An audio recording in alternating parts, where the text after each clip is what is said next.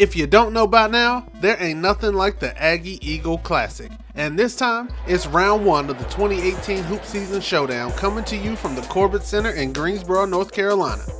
Now they call it Club Corbett for a reason, cause it's 6,700 Aggies, all runway fresh and lit like big. This was one of the hypest atmospheres I've ever seen for a college basketball game.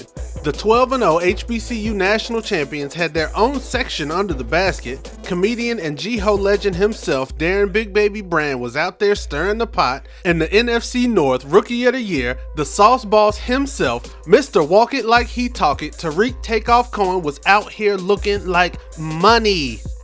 Both teams came into this one with only one conference loss, both looking to keep their spot in the top tier of a super competitive Mid-Eastern Athletic Conference. And despite the raucous environment, North Carolina Central came out hot.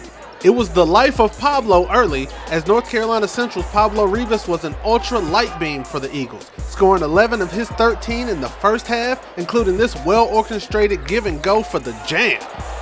NCCU would lead by as many as 8 in the first half. But the Aggies hopped on the comeback train. They got some big buckets from Femi Olajimi and Cameron Langley to give A&T a 2-point lead late in the half.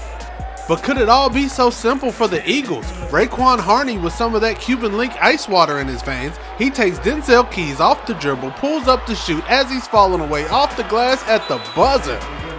That bucket ties it up at the half. Raekwon and the Eagles seemingly unfazed by Elijah Bell and the rest of the Aggies football squad, as both teams went into the break through the same tunnel, I might add, tied at 28 apiece.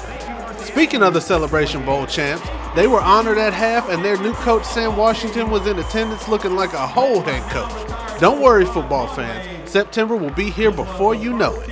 On to the second half, the Maroon and Gray set it off with a 20-3 run, sparked by some tough play from Rasheem Davis. He drops 11 of his 15 in the second half, and I just can't get enough of this dude's game.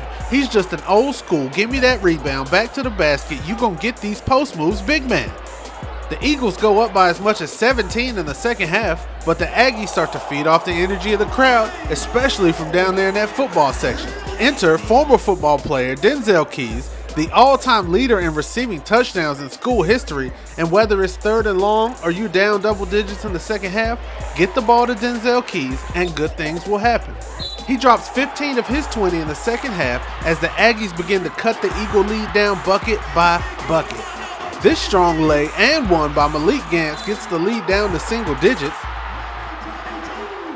Next, Devontae Boykins pulls up for 3. That cuts the deficit to 6. Now we go back to Denzel Keys with the strong move in the post. Aggies now down only 3. We see Tarik down there clapping his squad up. The Corbin Crazies really fueled this comeback. Their team went down, but they turned up. 4 minutes left to play. Devontae Boykins spots up from the corner for the go-ahead 3. Splash.